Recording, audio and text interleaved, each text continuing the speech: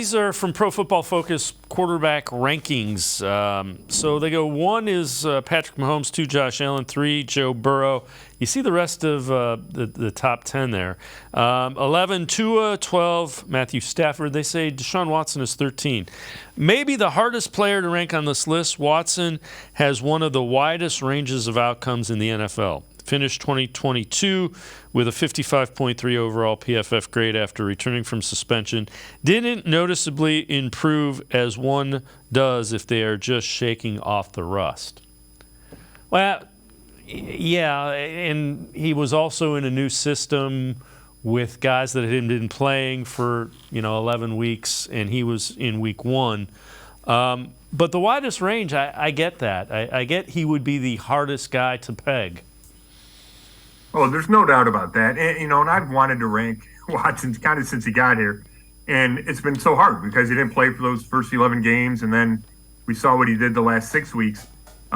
It's interesting. I just did the rankings. And, I think I had him 9th. And that's expecting a bounce back, right? It has him ahead of Cousins, ahead of Stafford, ahead of Tua. And the reason I say that is not based on anything he did last year. It's based on what he did with the Texans, the fact that he's still young.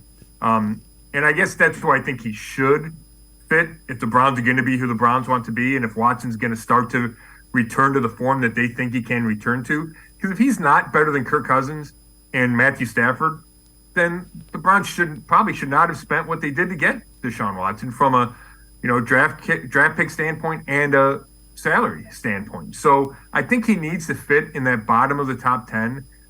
For the Browns to be who they want to be. And I think that's completely reasonable. He fits in there with Dak Prescott. And, that list had Herbert a little higher than maybe I would just because I think he's still a little bit unproven. But Trevor Lawrence, right? Like, it feels a little premature to rank Lawrence ahead of Watson, but I understand it if you're basing a lot of it on 2022. Yeah, and the other thing is, don't forget, the offense was not designed around his strengths because he didn't play the first 11 games. So I think he's hard to rank because there are so many variables. It's not just the rust. It's what is this offense going to look like? Are they going to let him do the things that he does really well that they couldn't really have him do because Jacoby Brissett couldn't do them the first 11 weeks last year?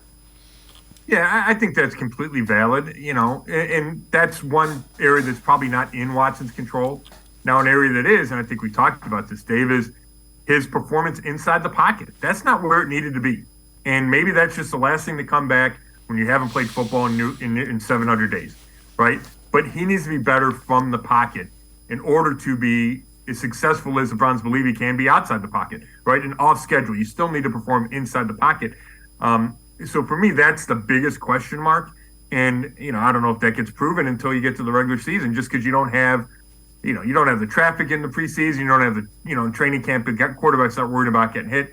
But I think he needs to regain a level of comfort in the pocket that I believe he had when he was with the Texans. Yeah, I agree with you wholeheartedly.